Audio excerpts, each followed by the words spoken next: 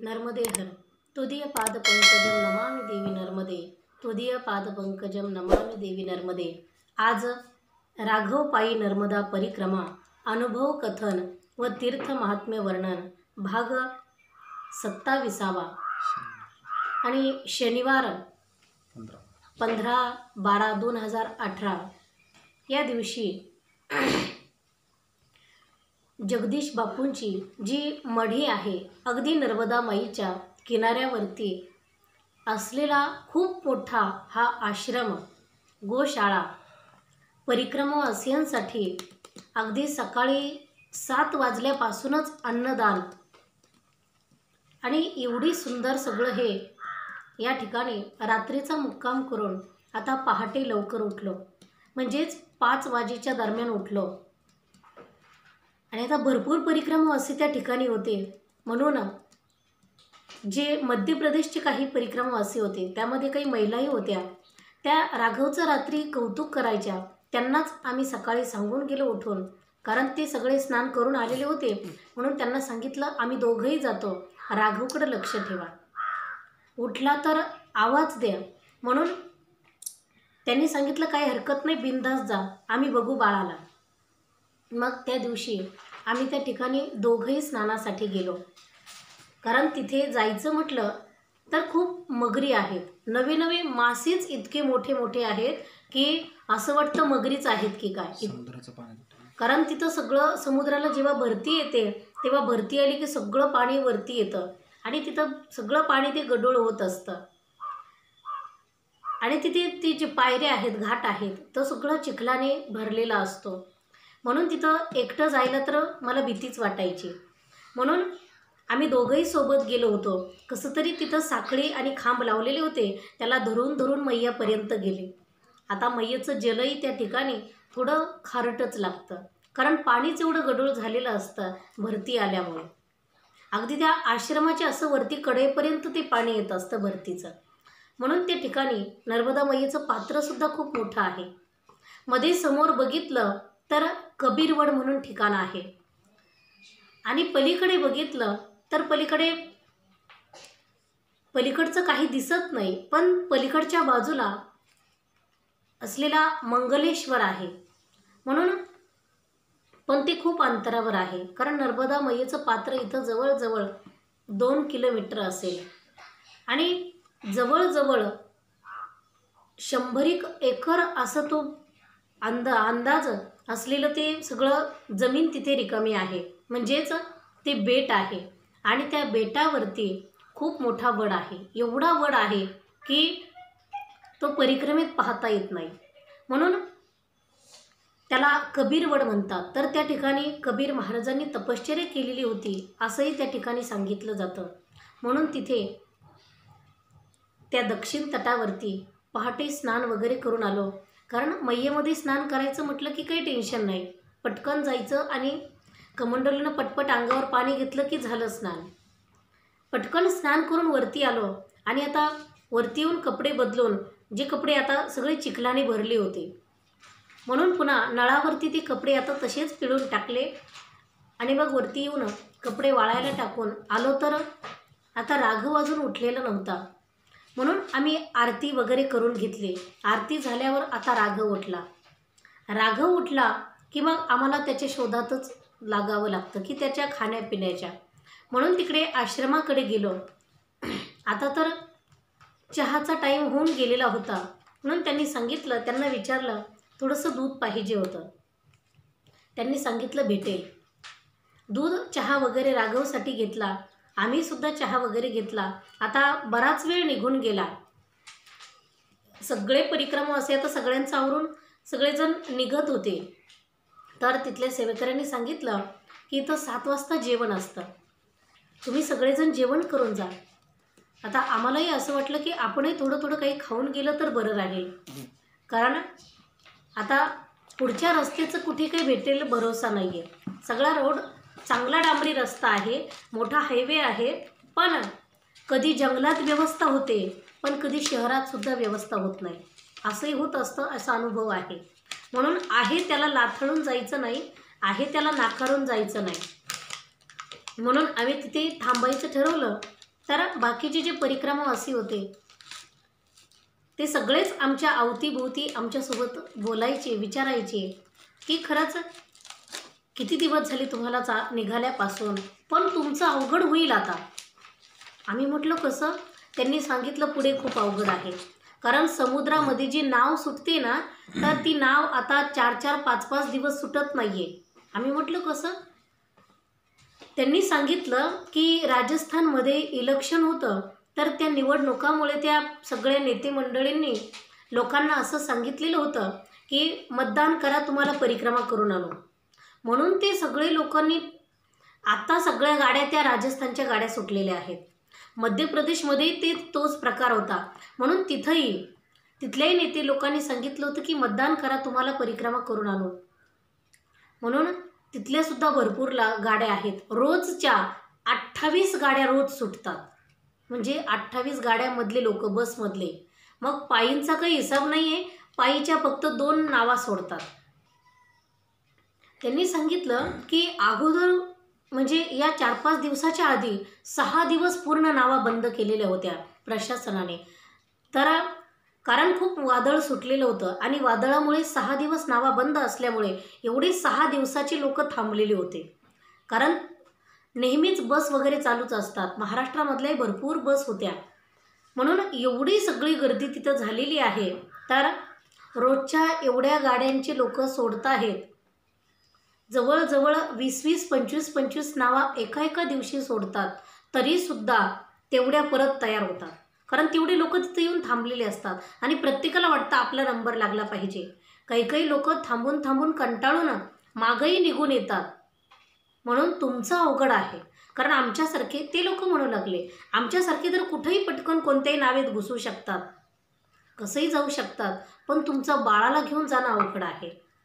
आणि एवढंच नाही, आम्ही उघड्यावर कुठेही झोपू शकतो, तुम्ही लेकराला घेऊन कुठे झोपू शकत नाही.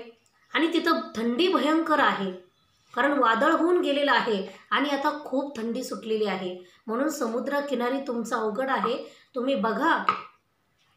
आता आम्ही तर दोघं एकमेकाकडे बघून अगदी स्मित हास्य केलं, कारण आम्हाला माहिती होतं आमची नर्मदा माई आम्हाला सांभाळणार आहे.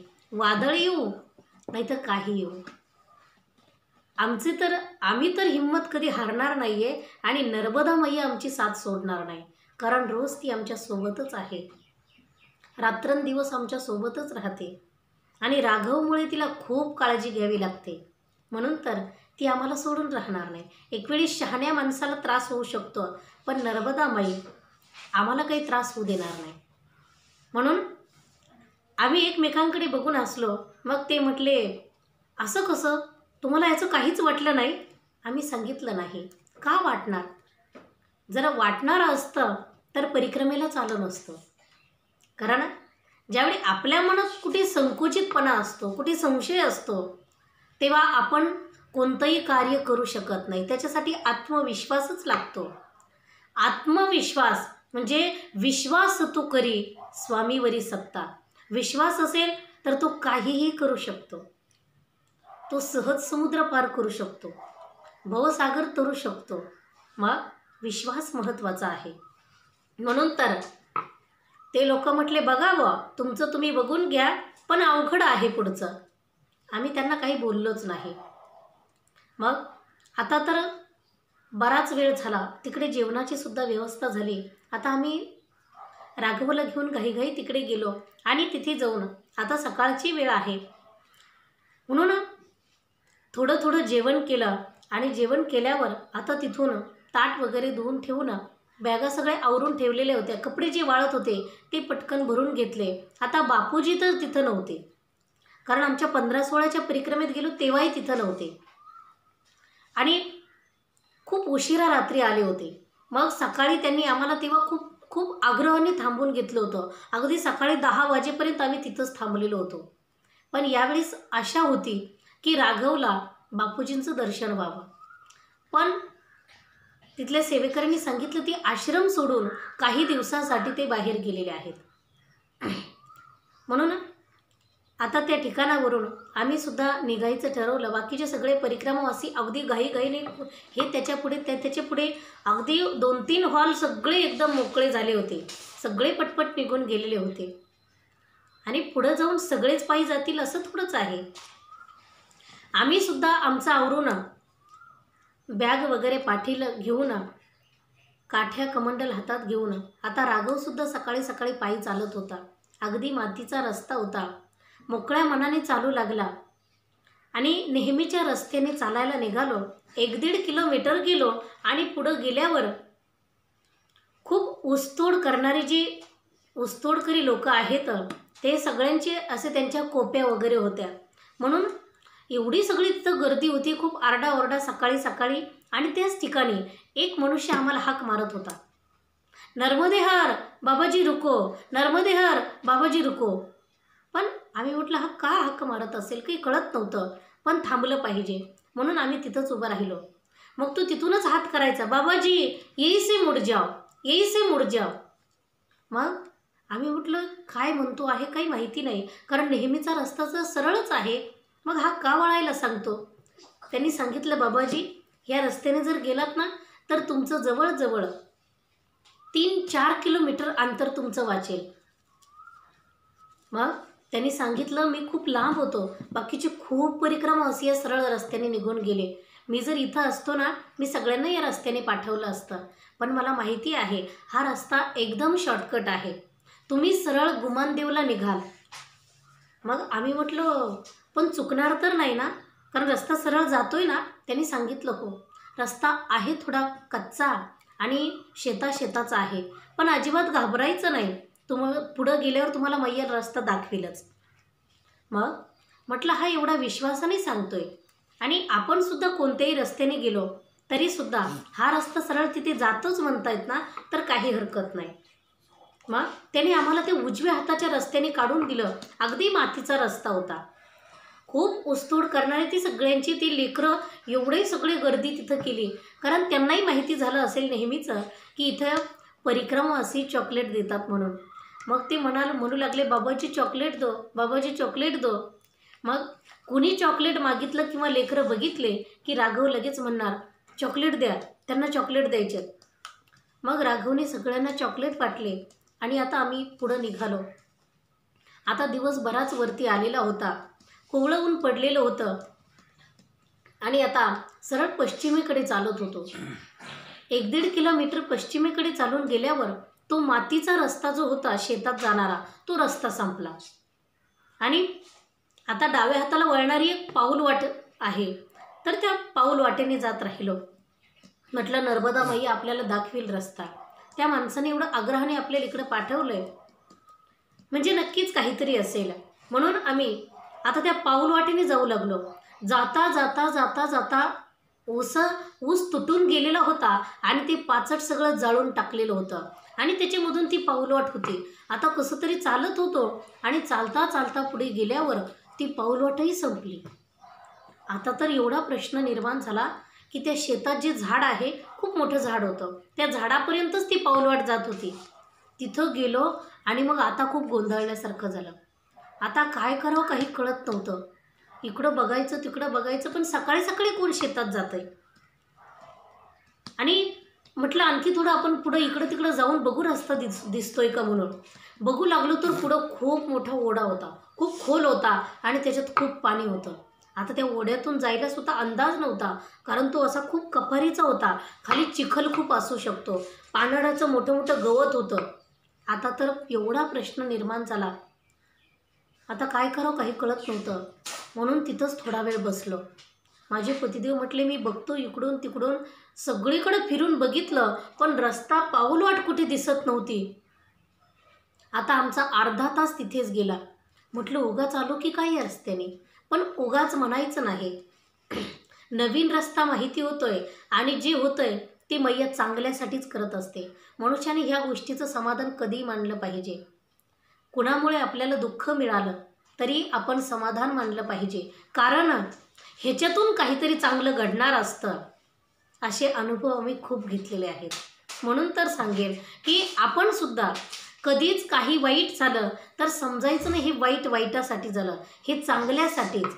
कारण देव जे काही करत असतो ते आपल्या हितासाठी करत असतो. म्हणून नर्मदा माईने आपल्याला इकडं पाठवलं ह्याच्यामध्ये आपलं काहीतरी हित असेल आणि ह्याच्यातून चांगलं काहीतरी घडणार असेल. तिथं थोडा वेळ बसलो आणि मग एक मोटरसायकल आली. अरे, रस्ता कुठंच दिसत नाही, मोटरसायकल कशी आली? म्हणून माझे पतिदेव घाईघाई उठून उभं राहून त्यांना नर्मदे हर म्हणू लागले. तर त्या मोटरसायकलवाल्याने सांगितलं, बाबाजी यही से जाओ. आम्ही म्हटलं पण तिकडं पाऊलवाटच दिसत नाही आणि तिकडं ओढा खूप मोठा आहे. त्यांनी सांगितलं ओढ्यात जायचं नाही, ओढ्याच्या अगदी कडेकडेने ती पाऊलवाट आहे. थोडंसं पुढं गेलात ना की मग तुम्हाला मातीचा पुन्हा तो रस्ता लागेल आणि त्या रस्त्याने मग तुम्हाला सरळ सरळ पुढं रस्ता भेटतच राहील. आणि मी जो आलोय ना, तर मला कुणी सांगितलं माहिती नाही, पण मला असं वाटू लागलं की इथं कुणीतरी रस्ता चुकलेला आहे. म्हणून मी घाईघाईने इकडे आलो आणि तुम्हाला सांगू लागलो. मला माहिती नव्हतं, कुणी सांगितलेलं नव्हतं, पण अचानक मनात असं येऊ लागलं आणि असं वाटलं तुम्हाला रस्ता सांगितला पाहिजे. म्हणून मी इथं येऊन बघितलं तर तुम्ही खरंच इथं बसलेले होते आणि तुम्ही खरंच रस्ता चुकलेले होते. त्या मनुष्याने आम्हाला तो रस्ता दाखवून दिला आणि त्या पाऊल वाटेने जरा पुढं गेलो. तो शेताचाच रस्ता होता. एका बाजूने ओढा आणि एका बाजूने तुरीचे झाडं कापलेले होते. त्याची जी खोडं होते ते पायाला खूप टोचायचे. हळूहळू त्याच्यातून पाऊल व्यवस्थित टाकत टाकत आता पुढं गेल्यावर पुन्हा तो मातीचा रस्ता लागला आणि त्या मातीच्या रस्त्याने आता जाऊ लागलो. मग आता तर एवढं कडक ऊन पडायला लागलेलं होतं. 9 9:30 वाजून गेलेले होते. आता एवढं असं कंटाळवाणं झालं होतं की आपण एकटेच चालतो आहोत. मागे कुणी नाही, पुढे कुणी नाही, शेतात कुणी दिसत नाही. आपण तर जंगलात एवढी भीती वाटली नाही, एवढं तिथं वेगळं वाटू लागलं. म्हणून आणि राघव खूप हट्ट करायचा की बसायचं म्हणून. थोड्या वेळ बसायचं, माती खेळायची.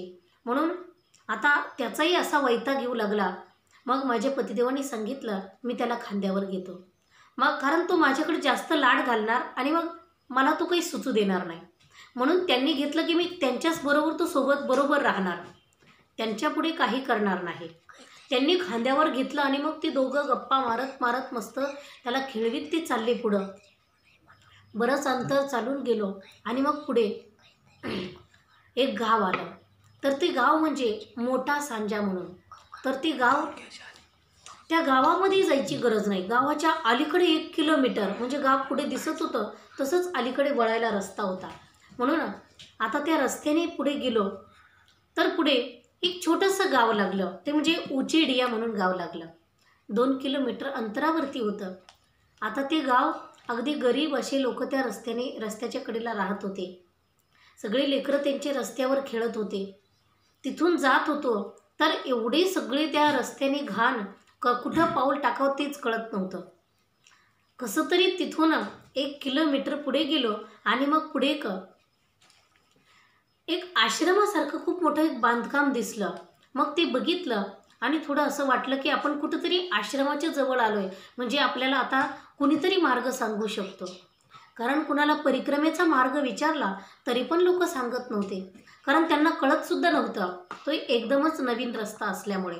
म्हणून आम्ही आता त्या आश्रमाच्या जवळ खाली तिथेच बसलो. पण आश्रमात वरती जायचं म्हटलं की खूप उंच पायऱ्या चढून जायच्या होत्या. म्हणून कंटाळा केला. म्हटलं नको, आपण आणखी थोडं पुढं जाऊ, पुढं कुठंतरी पाणी पिऊ. म्हणून तिथून पुढे निघालो आणि त्या आश्रमाच्या पुढे चालू लागलो. तर चालता चालता आता लगेच गाव आलंय. आणि गाव आल्यावर आम्हाला माहिती नव्हतं हे कोणतं गाव आहे. पण पाहतो तर ते गाव अगदी पेठातून ते गाव पार केलं आणि एकदम मोठा डांबरी रस्ता आला. तो मोठा हायवे होता आणि तो अंकलेश्वरला जाणारा रस्ता होता. मोठा डांबरी रस्ता होता. तो बघितला आणि आम्हाला काही कळेच ना. आणखी थोडं पुढं गेलो अगदी रस्त्याच्या कडेला तर पलीकडच्या बाजूला गुमानदेव मंदिर दिसलं. अरे, आपण तर किती झटपट आणि एकदम या मंदिराजवळ आलो. तसं निघालो असतो तर दुपार नक्की झाली असती. खूप अंतर होतं पलीकडच्या बाजूने चालून यायला आणि त्या माणसाने आपल्याला रस्ता दाखवून दिला. आपल्याला भीती वाटायची, चुकलो की काय वाटायचं, पण आलो तर एकदमच आलो. आणि आम्ही आता त्या गुमानदेव मंदिरामध्ये थोडा वेळ जाऊन बसलो. पाणी वगैरे पिऊ, काही भेटलं तर खाऊ. पण त्या ठिकाणी शनिवार असल्यामुळे गुमानदेव म्हणजे हनुमानजीचं मंदिर अगदी सुंदर, खूप सुंदर ते हनुमानजी आहेत आणि खूप सजवलेलं सुद्धा आहे त्यांना. म्हणून तिथे गर्दी खूप होती दर्शनासाठी. यात्रा वगैरे तिथं आता दुकानं वगैरे लागतच होते अजून, कारण एवढ्या सकाळी तर म्हणजे 10-10:30चा टाईम असेल. अशा वेळी सगळे लोक दुकानं वगैरे लावत आहेत, दर्शनासाठी गर्दी आहे, बारी चालू आहे. आम्ही आता सरळ गेलो आणि तिथं जो वरांडा होता त्या सभा मंडपामध्ये बसलो. आम्ही बसलो. तिथून माझ्या पतिदेवांनी पाणी वगैरे आणलं. आम्ही पाणी वगैरे पिलो आणि थोडा वेळ बसून आता तिथं बिस्किट वगैरे खाल्ले. आता अर्धा तास तिथेच गेला आणि मग गर्दी थोडी कमी झाल्यावर पटकन जाऊन हनुमानजीचं दर्शन घेऊन आलो. दर्शन घेतल्यावर आता निघायचं ठरवलं, कारण आपलं हळूहळू चाललेलं बरं. कारण हे संस्थान खूप मोठं आहे, मंदिरही खूप मोठं आहे, याला देणगी भरपूर असू शकते, पण या ठिकाणी परिक्रमावासियांना कोणी विचारत नाही. एवढं प्रेम आणि एवढं आदर तर कोणी देत नाही आहे. म्हणून कुणाला दिला असेल तर माहिती नाही, पण मी तर एवढ्या वेळ गेले पण कधीच कुणी आमच्यासोबत बोललेलं नाही की परिक्रमा असे आहेत म्हणून त्यांची व्यवस्था करू, खाण्यापिण्याचं विचारू, असं तर कधी कुठं दिसलं नाही तिथे. म्हणून आम्ही तिथून निघालो आणि आता त्या मंदिराच्या बाहेर आलो. तर बाहेर येऊन पाहतो तर जेवढे परिक्रमावासी आमच्या पुढं निघालेले होते, सकाळी अर्धा तास अगोदर निघालेले होते, ते सगळे परिक्रमावासी आत्ताशी तिथं आले होते. आता तर आम्ही एवढे शॉर्टकट रस्त्याने येऊन अर्धा तास इथे बसून तिथूनही अर्धा तास उशिरा निघून इतका वेळ झाला, तेव्हा हे सगळे आले. यांना असं वाटायचं की आता बच्चेवाले पीछे होंगे, पण आम्ही त्यांच्या पुढं दिसल्यावर ते म्हटले तुम्ही पायी आलेच नाही, तुम्ही नक्की गाडीनं आले असावे. आम्ही म्हटलं हे बघा, जो पायी चालतो ना त्याला पायीची किंमत कळत असते. जो गाडीने कधी चालत असेल ना तर त्याला पायीवालीची अजिबात किंमत कळत नसते. आणि आम्हाला काय करायचं आहे, आम्ही तुमच्यासाठी थोडीच परिक्रमा करतोय की तुम्हाला खोटं सांगण्यासाठी. आम्हाला घेणं नाही त्या गोष्टीचं की लोकांना खोटं बोललो काय आणि खरं बोललो काय. कारण तीर्थात केलेलं पाप अक्षय होत असतं, ते कुठंच संपत नाही, नरकातच भोगावं लागतं तीर्थामधलं पाप. आम्ही कशाला खोटं बोलण्याचं पाप करावं, कारण मुख्य 6 पाप आहेत, त्यामधलं खोटं बोलणं हे खूप मोठं पाप आहे. म्हणून आम्ही खोटं बोलण्याचं पाप करणार नाही. आमच्यावर आत्तापर्यंत कुणी संशय घेतला नाही की तुम्ही पायी चालले नसाल. तुम्ही पहिल्यांदा म्हटले की तुम्ही पायी चालले नसाल. त्या रस्त्याने कोणती गाडी येताना तुम्हाला दिसली का? तुम्ही कोणत्या रस्त्याने आले, आम्ही कोणत्या रस्त्याने आलो, तुम्हाला माहिती इकडचा नवीन रस्ता, आम्हाला सुद्धा माहिती नव्हता. कोणी एका व्यक्तीने आम्हाला तो नवीन रस्ता दाखवून दिला आणि आम्ही त्या रस्त्याने आलो. म्हणून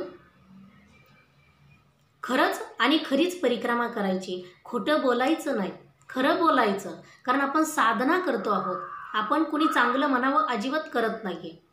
फक्त आपल्या सुखासाठी आणि आपलं ध्येय नर्मदा माईची, भगवंताची कृपा आणि एक आपलं साध्य आपल्याला साधायचं आहे. आणि आमचं साध्य आमचे गुरुदेव आहेत. म्हणून आम्हाला कुणासाठी किंवा कुणाच्या चांगल्या वाईट बोलण्यासाठी नाही. मग काही लोकांचं आतून वेगळं असतं आणि बाहेर दाखवण्यासाठी वेगळं असतं. आम्हाला तसं अजिबात करायचं नाही असं त्यांना सांगितलं. आणि खूप अंतःकरणापासून खूप तळमळून मी बोलत होते. म्हणून त्या लोकांनी सांगितलं, माताजी एवढं नका वाईट वाटून घेऊ, मी सहजच म्हटलो. मग ते मध्य प्रदेशचे होते म्हणून काही हरकत नाही. म्हणून आता त्यांना सांगितलं तुम्हाला थांबायचं तर थांबा, आम्ही पुन्हा हळूहळू चालणार आहोत. तुम्ही पुन्हा म्हणाल की गाडीने गेली की काय. ते म्हटले नाही, असं आम्ही म्हणणार नाही आहे, कारण आम्हाला माहिती आहे तुम्ही जे करता आहात ते खूप श्रद्धेने करता आहात आणि तुमचे अगोदरचे खूप अनुभव आहेत. तुम्ही नवीन आलात आणि खूप नुसतं भावनिक होऊन आलात असं नाही आहे. कारण भावनिक होऊन खूप लोक येतात आणि मग मधूनच मागे जातात, असंही नाही आहे तुमचं. म्हणून तुमच्यावर संशय नाही, सहजच म्हणून गेलो आणि ते आता मलाच वाईट वाटलं. म्हटलं काही हरकत नाही. नर्मदेहर म्हणून आम्ही तिथून त्या गुमानदेवपासून पुढे निघालो. आता पुढे जाता जाता अगदी ते गुमानदेवपर्यंत आम्हाला 10-11 किलोमीटर ते अंतर बसलं.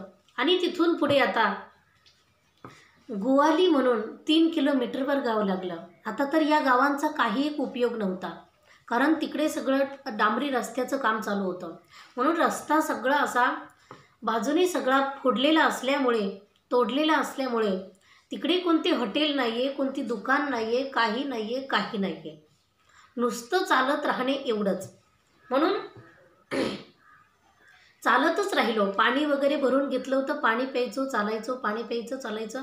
राघवला भूक लागली की बिस्किट वगैरे खायला द्यायचं.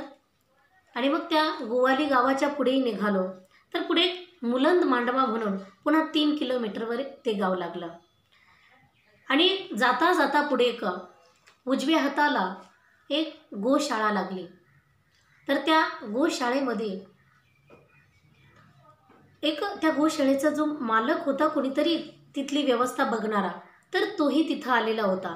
आणि तिथं सेवा करणारी एक माताजी होती. म्हणजे ती फक्त परिक्रमावासियांची वगैरे नाही, तर तिथं गोशाळेची सेवा व्यवस्था ठेवण्याची कामाची होती. तर त्यांचा नेमकं आम्ही तिथून चाललो आणि आम्हाला तहान खूप लागली होती. राघवही खूप रडत होता की पाणी प्यायचं, झोपायचं, त्याचं असं चालू होतं. म्हणून आम्ही तिथं गेलो. आणि राघवला आता असं वाटलं इथं ते पूल होता छोटासा, त्या पुलावरती बसू, राघवला आता इथेच झोपू घालो आणि नंतर पुढे चालू. म्हणून तिथे जाऊन बसलो. तर तिथे खूप मोठं कुत्रं आतमध्ये होतं. आता राघवला ते कुत्रं बघायचं होतं, कारण जाळीमध्ये असं कोंडलेलं होतं. म्हणून राघव म्हटलं ते कुत्रं बघायचं. म्हणून ते कुत्रं बघण्यासाठी आत त्या गेटच्या आत डोकावून बघितलं तर लगेच तो मनुष्य एवढा आमच्यावरती ओरडला, हे कोण भिकारडे आले, जा तिकडे पळा. अरे, माझ्या पतिदेवानी सांगितलं, बाबा असं बोलायचं नसतं. आम्ही काही भीक मागायला थोडंच आलेलो होतो, म्हणून तुम्ही भिकारडे म्हटलात. तुम्ही जरी परिक्रमावासियांना ओळखत नसला तरीसुद्धा कुणाला काही म्हणण्याचा एकदम एवढा अधिकार तुम्हाला नाही आहे. त्यावेळी तो म्हटला, आणि काय कराल तुम्ही? म्हटलं, तुम्हाला भिकारी. तर माझ्या पतिदेवानी सांगितलं, आम्ही काही नाही करणार. पण तुम्ही जर चुकून म्हटले असले तर तुम्हाला मैया माफ करेल. पण तुम्ही जाणून बुजून जर म्हणत असाल मग नाही. माझ्या पतिदेवानी सांगितलं की काही हरकत नाही, भिकारडे म्हटले तरी आम्हाला काही वाटत नाही, कारण आमचा तो मुळीच अपमान नाही आहे. म्हणून आम्ही बाहेर आलो आणि त्या पुलावरती बसलो. कारण रस्त्याने कुठं सावलीसुद्धा नव्हती. रस्ता सगळा फोडल्यामुळे झाडं वगैरे सगळे काढलेले होते. म्हणून आता इथं यांच्या दारात बसायची वेळ आली. म्हणून त्या पुलावरती बसलो. आणि तिथं बसल्यावर पाणी वगैरे तिथं बाहेर होतं, तर तिथून पाणी वगैरे घेतलं, पाणी पिलो. आणि ती जी बाई होती ती गुपचूप आली आणि माझ्या पतिदेवांना म्हटली, तुम्ही परिक्रमावासी आहात का? त्यांनी सांगितलं, हो. मग ती म्हटली, बाळपण का? सांगितलं, हो. ती म्हणे, जेवण केलं का त्याने? माझ्या पतिदेवाने सांगितलं नाही, पण आता झोपतोय तो. तर तिला वाटायचं की मी ज्या चपात्या करते आहे, कारण खूप सुंदर ती तूप वगैरे लावून त्या रोट्या बनवत होती. असं वाटायचं तिला की ही एक रोटी बाळाला देऊ. पण तो मनुष्य समोर बसलेला होता ना, तो खूप क्रोधी होता. आणि त्या बाईने इकडं तिकडं बघून तिला वाटायचं हिंमत करावी, पण तो अगदी ऐटीत तिथे बसला. म्हटला, चल मला जेवायला वाढ. तिने सगळे पदार्थ जेवायला वाढले. आमचं काही तिकडे लक्ष नव्हतं आणि आम्हाला त्याच्याशी काही घेणं देणं नव्हतं. त्याला वाटायचं मी मुद्दामून यांच्यासमोर जेवायला बसेल की या भिकारड्यांना असं वाटलं पाहिजे आम्हालासुद्धा द्यावं. पण आम्हाला काही अपेक्षा नव्हती, कारण आमची नर्मदा माई खूप श्रीमंत आहे. ती आम्हाला खूप खाऊ घालणारी आहे. आम्हाला ह्याच्या तुकड्याची काही गरज नव्हती. पण आम्ही तिथं बसलो तेव्हा ती बाई त्या बाबाला हिंमत करून म्हणू लागली, हे मालक, त्या बाळासाठी एक रोटी देऊ का? तो इतका ओरडला तिच्यावर. अरे, माझ्या इथं काम करती ना तू, मग माझी रोटी द्यायची की नाही द्यायची मी विचार करणार, तू कशाला बोलते? तिच्यावर इतका ओरडला. आणि मग ती गप्प झाली. पण आम्हाला या गोष्टी कळत नव्हत्या. आम्ही बराच वेळ तिथंच बसलेलो होतो, कारण राघवला झोपी घालत होते. म्हणून राघव मांडीवर झोपत होता. माझे पतिदेव बसलेले होते. आता ते म्हटले मी झोळी बनवतो, मग आपण पुन्हा हळूहळू चालायला सुरुवात करू. म्हणून आमचं चालला होता विचार. तर तो मनुष्य आता जेवण करून तिथून निघून गेला आणि गेल्यावर ती बाई हळूच बाहेर आली आणि तिने सांगितलं, बाबाजी ही रोटी ले लो. एक अगदी फुलका छोटासा ती घेऊन आली राघवसाठी आणि सांगितलं, तूप लावलेलं आहे, तूप आणि साखर हे ती त्या बाळाला द्या. तो मालक ना खूप कडक आहे हो, माझं काही चालत नाही, माझी खूप इच्छा असते, परिक्रमा असे इथून जातात तर सेवा करायला पाहिजे, एवढी मोठी गोशाळा आहे, एवढे श्रीमंत लोक आहेत, ह्या लोकांना कशाची कमी नाही आहे. पण देवसुद्धा काय असतो की पाप्यांच्या अधर्म्यांच्या हातात धर्म देत असतो. काय देवाची लीला कळत नाहीये. अरे ह्या पाप्यांच्या हातात हे किती उत्पन्न घेतात आणि किती पैसा कमवतात या गोशाळेच्या जीवावर. आणि हे साधी एक रोटीसुद्धा परिक्रमा असेंना खाऊ घालू शकत नाही. किती अवघड आहे या लोकांचं. पण तिने सांगितलं, मी विचारलं तर माझ्यावर खूप ओरडले ते मालक. मग आम्ही म्हटलं, बाई तुमच्यावर ओरडणार असेल तर कशाला देता. ती म्हटली, नाही नाही, ती गेलेले आहेत तिकडे, आता पलीकडच्या कोपऱ्याला गेले, तो त्यांना परत येईपर्यंत मी पटकन आत जाते. असं म्हणून ती आत गेली. आणि खरंच गरिबी असूनसुद्धा तिची दान करायची इच्छा आहे आणि हा श्रीमंत असूनसुद्धा ह्याची दान करायची भावना होत नाही आहे. किती वाईट गोष्ट आहे आणि किती विचार करण्यासारखी गोष्ट आहे. किती मोठ्या पुण्याला तो मुक्तो आहे. आता जो श्रीमंत आहे तो मागच्या जन्मातल्या पापामुळे, पण आता तो पुन्हा कधीतरी दान न केल्यामुळे इतका असून तो कधी दरिद्री होऊ शकतो. मग ही जी बाई दरिद्री असून सुद्धा हिची केवढी दान करण्याची भावना आहे. म्हणून माणसाने वेळेत शहाणं व्हावं आणि दान धर्म करावा. भुकेल्यांना अन्न द्यावं, तहानेल्यांना पाणी द्यावं, ज्यांना निवारा नाही आहे त्यांना निवाऱ्याची व्यवस्था करावी, सावली द्यावी. कारण अन्न, वस्त्र, निवारा ह्या 3 मूलभूत गरजा आहेत. ह्या गरजा आपण ह्याचा परोपकार नक्की करण्याचा प्रयत्न करावा. म्हणून आम्हालाही त्या माणसाचं आम्हाला काही वाईट वाटलं नाही, पण मनात असं यायचंच की त्याने एवढं फटकन बोलायला नको होतं, पण काही हरकत नाही, नर्मदा माईची इच्छा. मग आता तर आम्ही तिथून ह्यांनी राघवला झोळी बनवली, मग मी राघवला झोळीत टाकलं आणि आता तिथून निघालो. त्याला झोळीत घालून पुढे जाता जाता आता पुढे डाव्या हाताला एक चहाचं हॉटेल असायचं. म्हणजे तिथे एक बसस्टँड होतं आणि त्या बसस्टँडच्या जवळ अगदी छोटीशी एक टपरी होती. तिथे एक चहाचं हॉटेल होतं. एक बाबाजी होते खूप वयस्कर. ते बाबाजी परिक्रमा असेलसाठी चहा फ्रीमध्ये द्यायचे आणि ते माझी पतिदेव 2011 मध्ये गेले होते, तेव्हापासून त्या बाबांचं चालू होतं चहाचं. मग त्यांनी तिथं चहा घेतला होता. म्हणून आम्ही जेव्हा 2013-14 मध्ये गेलो तेव्हासुद्धा आम्ही तिथं चहा घेतला. नंतर 15-16 मध्ये गेलो आणि 15-16च्या म्हणजे 15च्या सुरुवातीलाच आम्ही जेव्हा गेलो होतो मोटरसायकलवर, तेव्हा आम्ही तिथं चहा घ्यायला गेलो. पण मोटरसायकलवर असल्यामुळे आम्ही कुणाचं फुकट खायचा विचार करत नव्हतो. कारण आपण पायी चालत नाही, आपल्याला काहीच अधिकार नाही कोणाचं खाण्याचा, आश्रमातलं फुकट खाण्याचं. कधी गाडीवर गेलात, गाडीने गेलात, कुणी आपल्याला एखाद्या आश्रमात गेलो तर तिथे दक्षिणा दिल्याशिवाय निघू नका. कारण आपण खूप मोठं कर्ज करतो आहोत, स्वतःवर कर्ज करून घेतो आहोत आणि स्वतःलाच फेडावं लागतं. आश्रमाचं खाल्ल्यावर कुत्र होऊन फेडावं लागतं.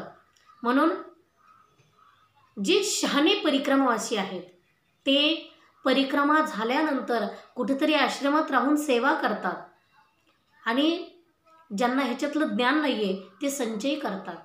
पण तिकडून काहीच आणू नका, तिकडचं काहीच संचय करू नका, तिकडचं तिकडंच दान करा आणि नंतर जमलं तर आश्रमात सेवासुद्धा करा.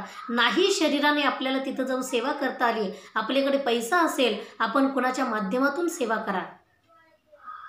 कारण या चांगल्या गोष्टी आणि ह्या खऱ्या गोष्टी अंतःकरणापासून तुम्हाला दुसरं कोणी सांगणार नाही आहे.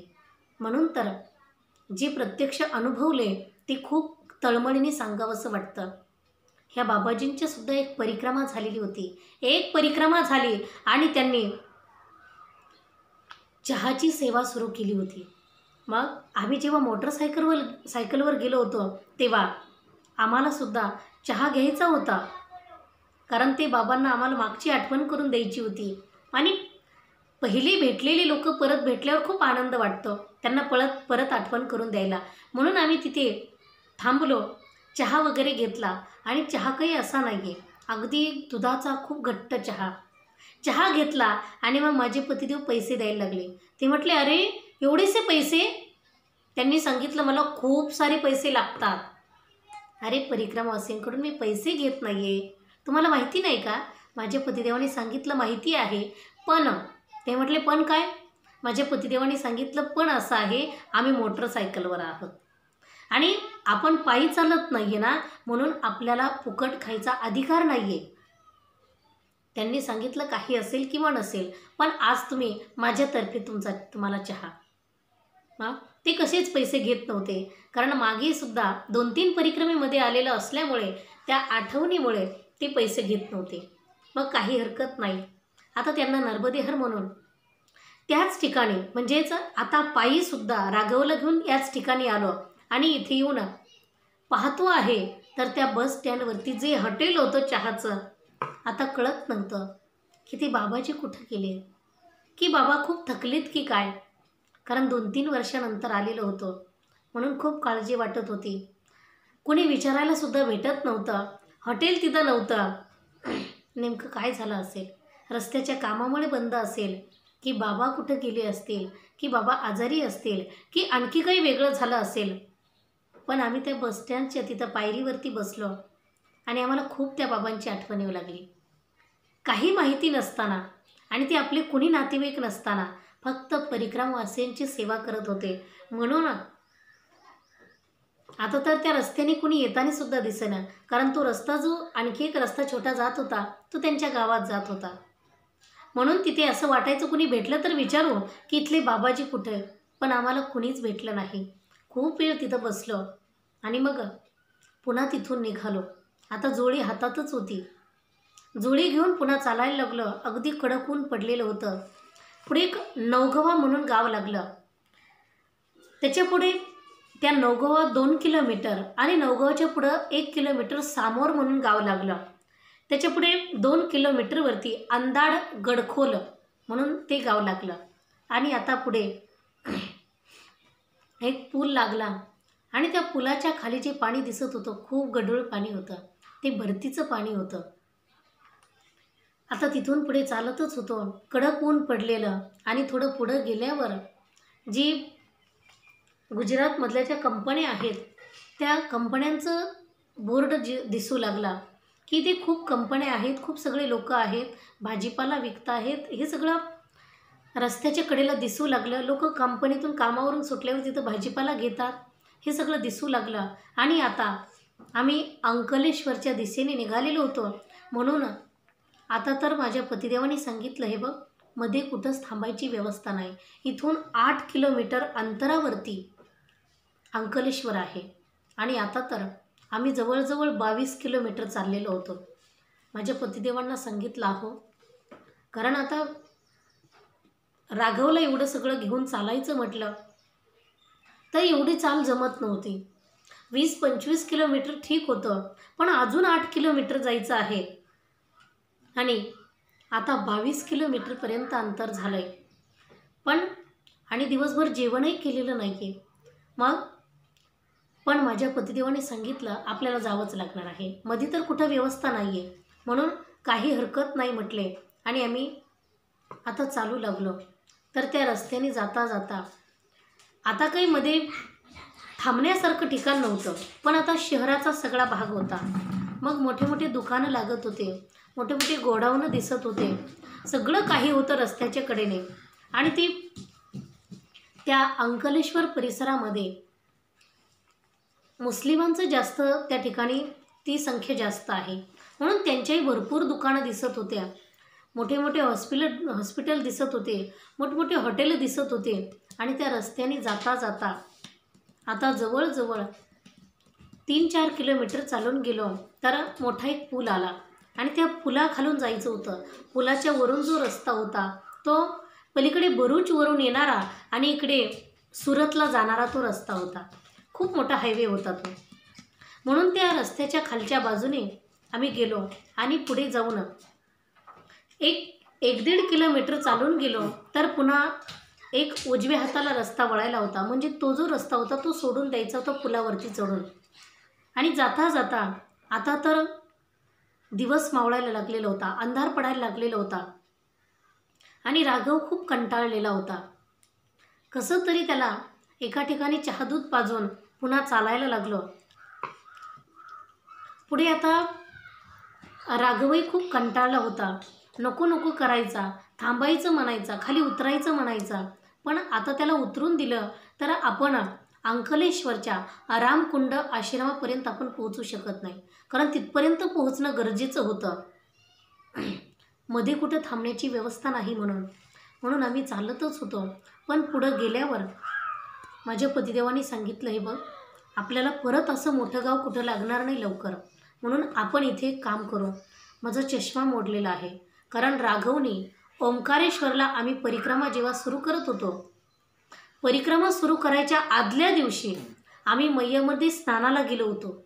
आणि स्नान करत असता यांनी जिथं कपडे ठेवलेले होते त्या कपड्यावर त्यांनी चष्मा काढून ठेवलेला होता.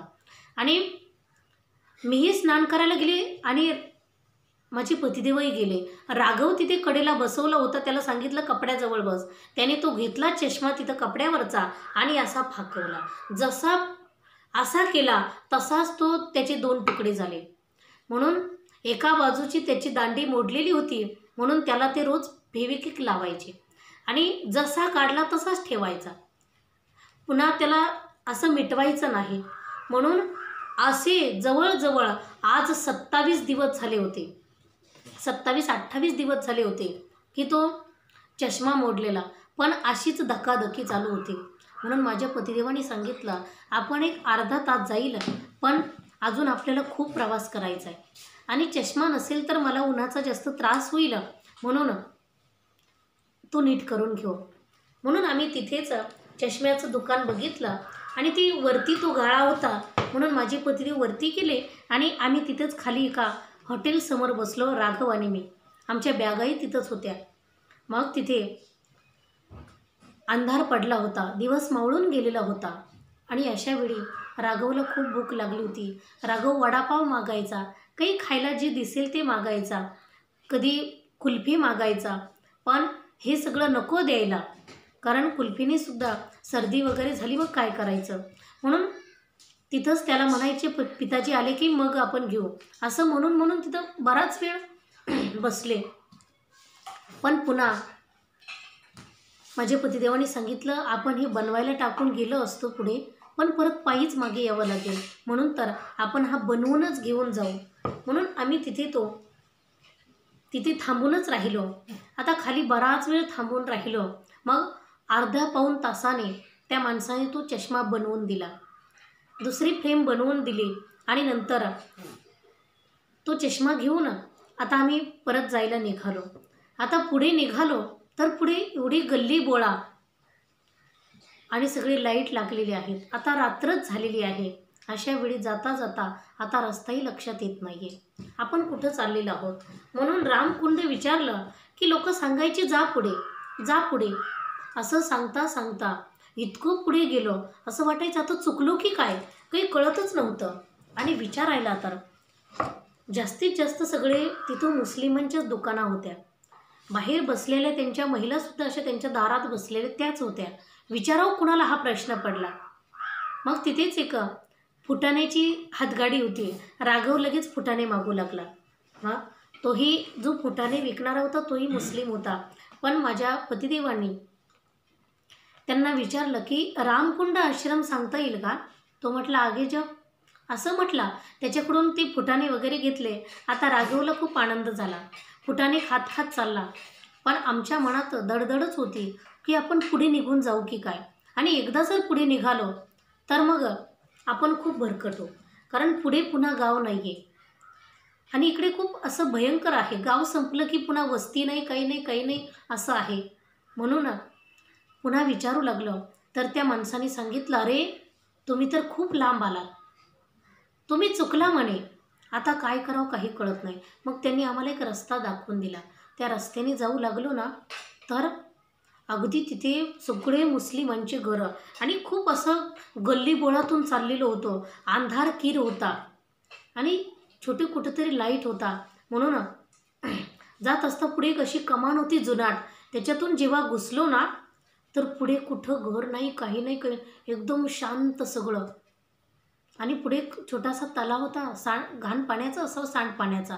तो पाणी बघितला आणि मग आता तर आणखी भीती वाटू लागली. आपण कुठे आलोत, आपण चुकलो की काय, काही कळत नव्हतं. म्हणून नर्मदे हर नर्मदे हर म्हणून हाक मारू लागलो. तेव्हा कुणीतरी व्यक्ती आली आणि त्याने सांगितलं, बाबाजी ऐसे आगे चलती रहो. मग आणखी पुढं गेलो तर पुढे एक रस्ता दिसला. तर त्या रस्त्याने जेव्हा गेलो ना, तेव्हा मग असं पुन्हा विचारू लागलो. लोकांनी सांगितलं, जा थोडं पुढं आहे, पुढंच आहे आश्रम. कारण खूप भरकटलो होतो आणि चुकलो होतं रस्ता, काही कळत नव्हता. पण आता बरोबर त्या आश्रमाजवळ गेलो. पण तिथं गेल्यावर असं वाटत होतं की आपण दुसरीकडेच कुठं आलो की काय. पण आणि पाहिलं तर खरोखर दुसरीकडेच आलेलो होतो. मग आता तर काही कळेना. त्या लोकांना विचारलं तर तो आश्रम वेगळाच होता. पण तिथे तो गच्च भरलेला होता. एवढी सगळी गर्दी होती, कारण समुद्रावर गर्दी आहे म्हणून लोक अलीकडेच थांबून घ्यायचे. एवढी गर्दी त्या आश्रमात झालेली होती, भयंकर गर्दी झालेली होती. आता तर कुठे जागा शिल्लक नव्हती. त्यांनी सांगितलं, दुसरा आश्रम आहे ना, तर तिथं तुम्ही जा. मग त्यांनी दुसरा आश्रम, रामकुंडाजवळचा आश्रम दाखवून दिला. आम्हाला तसं त्याच आश्रमात जायचं होतं, पण चुकून ह्या आश्रमात गेलो. जेव्हा तिथे गेलो, आता तिथं गेल्यावर सुद्धा तुडुंब गर्दी होती आणि थंडी भयंकर होती. आता हॉलमध्ये कुठं जागा शिल्लक नव्हती. वरती जे हॉल होता, खाली गोशाळा होती आणि वरती साधूंसाठी जागा होती. तिथं परिक्रमावासियांना अजिबात राहू देत नव्हते. ते म्हटले, परिक्रमावासी खूप घाण करतात, परिक्रमावासी खूप वैताग देतात, बिड्या पितात, तिथंच काड्या टाकतात, सकाळी बिस्किट खातात, तिथंच कागद टाकतात, सकाळी बिछाना उचलत नाही, म्हणून परिक्रमावासियांना हॉल द्यायचंच बंद केलं.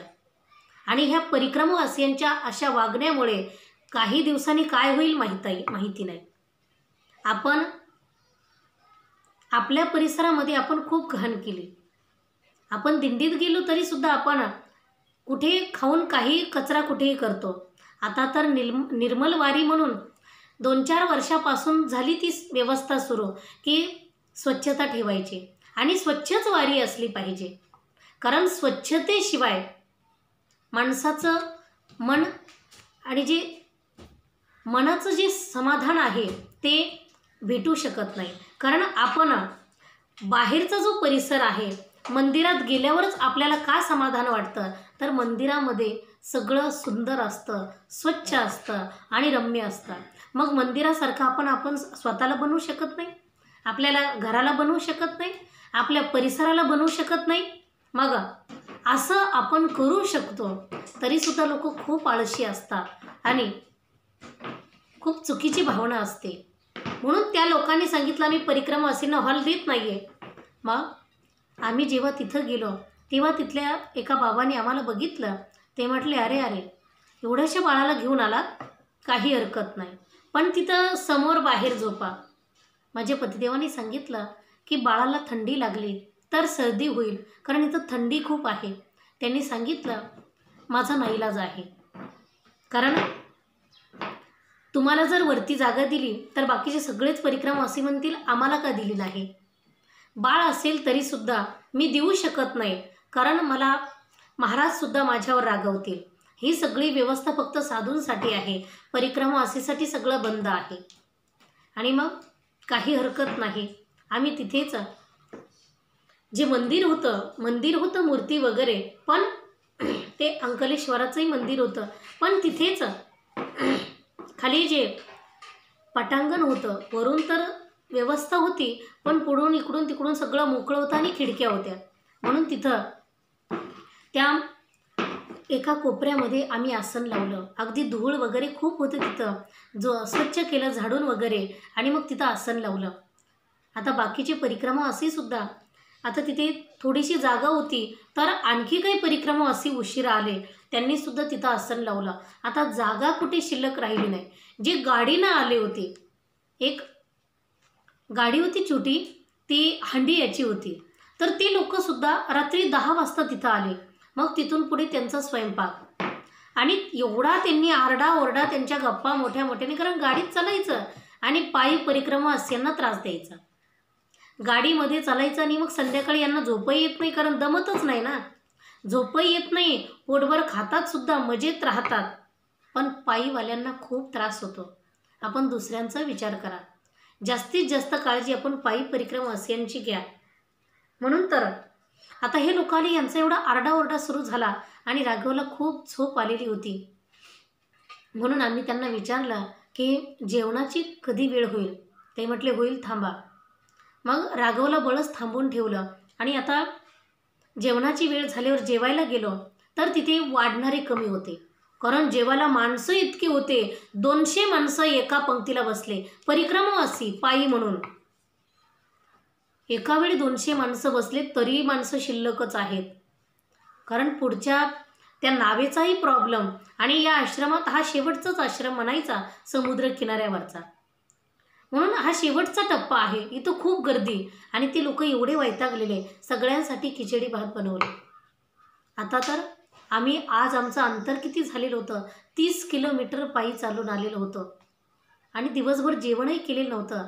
आता तर भाजी रोटी भेटली असती तर किती बरं वाटलं असतं.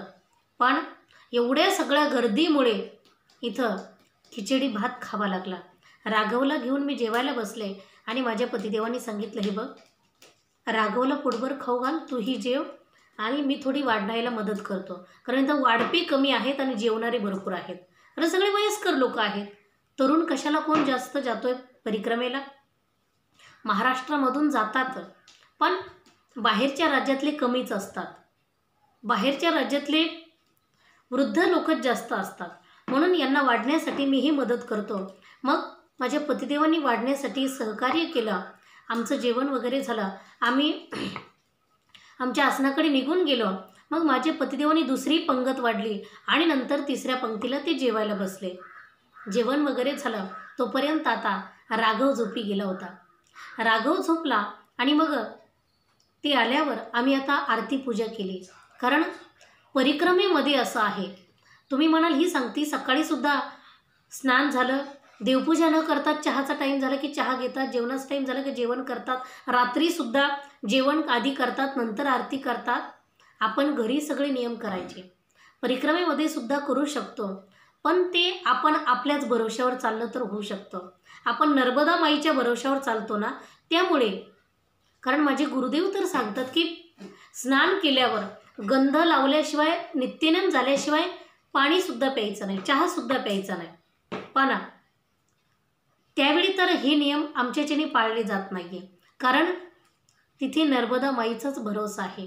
नर्मदा माईने सांगितलं त्याच पद्धतीने करावं लागतं. म्हणून आणि त्यावेळी आमचे गुरुदेवसुद्धा काही म्हणत नाही आहे. पण आपण जेव्हा घरी असतो, आणखी वेगळ्या काही साधनेत असतो किंवा परिक्रमेत आपल्या भरोश्यावर असतो, तेव्हा हे नियम पाळू शकतो. म्हणून आम्ही जेवणं वगैरे झालेले होते. आता राघव झोपला, मग आम्ही आरती केली. आरती वगैरे झाली आणि आता पूजा आवरून ठेवली. आता झोपायचं आहे, पण सकाळच्या स्नानाचं कसं करायचं. म्हणून आता माझ्या पतिदेवांची आणि तिथले सेवेकरांची तसे तिथले जे महाराज होते, त्या महाराज, मेन महाराज, तर त्यांची आणि आमची खूप ओळख होती. कारण आम्ही आमच्या पहिल्या परिक्रमेमध्ये गेलो होतो 2013-14च्या. तेव्हा मकर संक्रांती त्या ठिकाणी होती. तर मकर संक्रांतीला त्यांनी आम्हाला रात्रीचा मुक्काम झाल्यावर दुसऱ्या दिवशी दुपारपर्यंत ठेवून घेतलं होतं. त्यांनी त्या ठिकाणी खूप भजन वगैरे, आम्ही सगळे 9 जण होतो तर म्हटलं होतं. ते बाबाजी खूप चॉकलेट उधळायचे आणि असं त्यावेळी, म्हणून ते ओळखीचे होते. पण ते नेमकं आता तिथं नव्हते.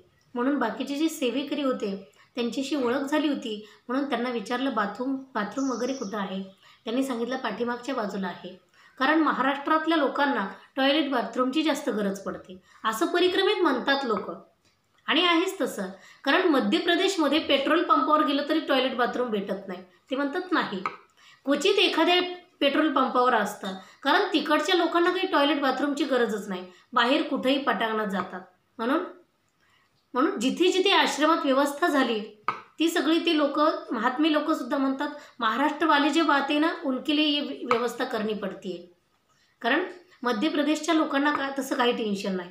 म्हणून तर त्यांनी सांगितलं, ठीक आहे पाठीमागच्या बाजूला आहे, पण या लोकांना कुणाला माहिती होऊ देऊ नका, हे सगळे बाहेरच जाणारे आहेत. म्हणून आम्ही म्हटलं काही हरकत नाही. आता तिथं येऊ ना. झोपल्यावर आता हे जी गाडीनं आलेले जी लोक होते त्यांच्याकडे ओमनी गाडी होती आणि त्याच्यामध्ये हे 5-7 जण होते. तर एवढे सगळे त्यांच्या आरडाओरडा मोठ्या मोठ्याने गप्पा मारू लागले. आमच्या रोज ते नेहमी मागे पुढे आम्हाला भेटायचे 2-4 दिवसापासून. पण जिथं जातील तिथं हे असाच यांचा वैताग असायचा. आणि आजच्या दिवशी एवढं थकलेलो होतो, 30 किलोमीटर चाललेलो होतो. आता असं वाटायचं आराम कधी भेटेल, कारण उद्या पुन्हा कुठे थांबण्याचा ठेपा नाही आहे. म्हणून आता आराम होणं गरजेचं आहे. पण यांची बडबड काही कमी होईना.